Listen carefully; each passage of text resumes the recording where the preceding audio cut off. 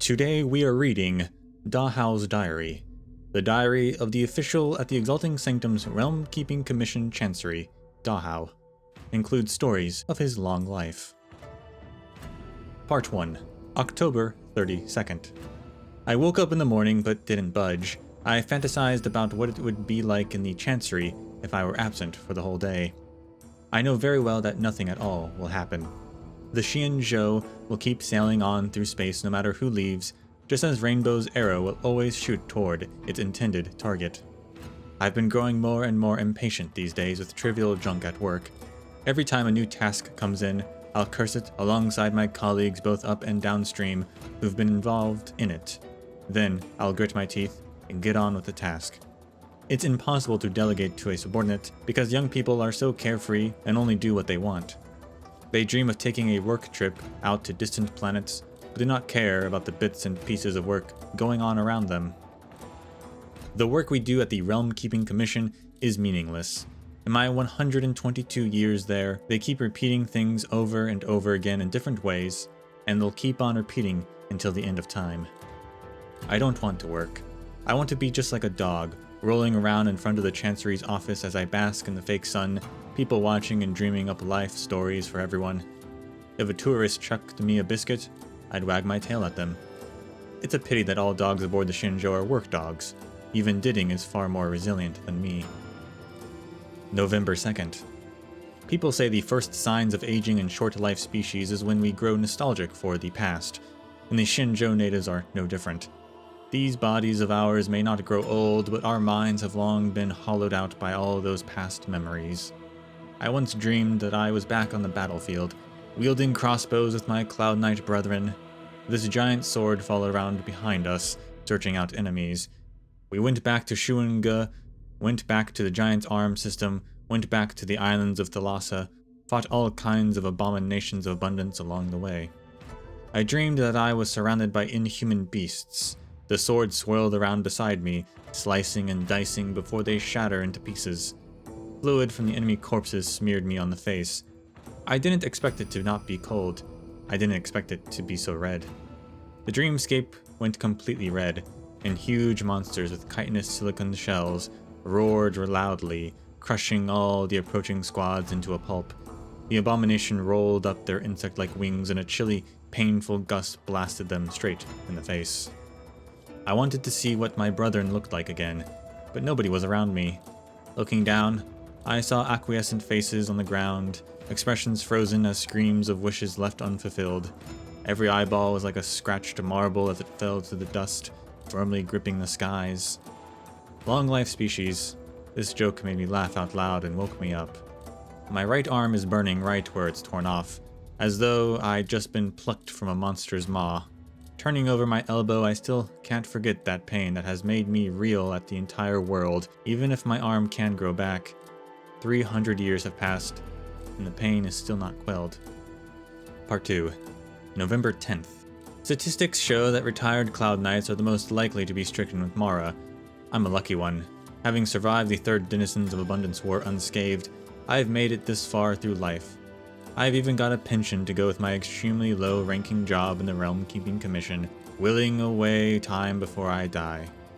As long as I don't make a major mistake, there's no reason why this leisurely job can't keep me fed till the next Amber Era. Probably. Those schmucks in the Chancery always think I'm so careless, and that I make tough work look easy. They mockingly call me Dahao the Immortal. They even have a bet running about when I'm going to get picked up by the Ten Lords Commission.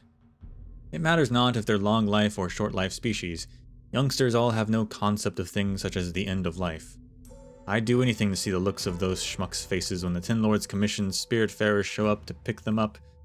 It's a real shame that I will definitely depart before they do. The Ten Lords Commission.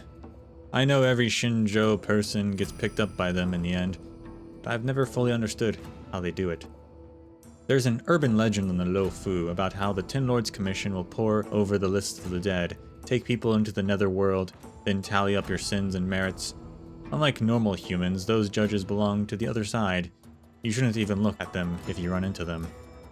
That's all pretty convincing, but when I think about it more carefully, there are a lot of questions. Where exactly is this netherworld in the Xianzhou? How do they know when Mara is approaching you? How can they know every minor thing that's happened in your life and then rate you like a schoolteacher with good or bad grades? Huh. In the end, legends are just legends. They're all good for tricking kids. November 12th. But I've actually seen the Ten Lords Commissioned Spiritfarers before. More than once, actually. The first time was back when I started as an orderly at the Realm Keeping Commission. I saw a group of kids walking the streets of Drifter's Sanctum with lanterns in hand. It was nighttime, and even the moon and starlight were removed from the delve's artificial sky. Everyone was looking safely away in their homes, with not another soul about. Only those children walked in silence with lamps floating beside them, as though they were spawned straight out of the darkness itself. I knew the man walking behind them. He was my father. When Dad turned 646 years old, he suddenly started blurting out nonsense. He'd ask why I knocked over the rice bowl on the table, why I burnt his clothes, why I kicked his jade abacus around like a soccer ball. Those were probably my unruly conduct back when I was a teenager. I couldn't remember anything about them myself. Over the next few days, he went off food and drink and stopped responding to people, just sitting there like a living corpse, like a cobweb that manifested in an abandoned corner of the house, filled with dust, devoid of life. I realized he was displaying signs of the 5 decays and was on the verge of being stricken with Mara. According to the rules, I invited an Alchemy Commission healer to do an outpatient run, still wanting to see if he had any possibility of recovery. The healer prescribed a few different medications, then looked me straight in the eye and warned me to be prepared. Prepared for what? I asked the healer. The healer replied with a practiced expression. Prepare for your father to be taken away. It was then I knew that Dad's time had come. I knew that everyone in Xianzhou has to face such a day sooner or later, but now that it was happening to Dad, everything just seemed so sudden. I picked up the prescription from the table and read it again and again like a master poring over a disciple's homework. The healer suddenly reached over and grabbed a corner of the prescription, as if to take it back. I understood his tacit intent. There is no medicinal cure for being Mara-struck, but I remembered gripping that prescription tightly, muttering again and again, just try this medicine one more time, just one more time. She pulled back her hand in the face of my stubbornness and busied herself with preparing the remedy. As expected, Dad never said another word to me after that, until he walked up to me with those children. Perhaps it was an illusion, but he seemed younger. It is ridiculous to suggest that a Xianzhou native could grow younger. Our appearance doesn't change once we reach adulthood, but our demeanor certainly can. Dad was walking briskly with a look of liberation and freedom about him. That dusty, lifeless look on his face was gone. I opened my mouth to call for Dad, but the words got stuck in my throat. Before I could speak, he spoke softly and clearly. Take care of yourself. It felt like he had recovered, that he returned from the brink of being Mara-struck, but I knew it was just my wishful thinking. Those 2 children blew out their lamps, and in the blink of an eye, all I could see was darkness, as though Dad and those children had never existed.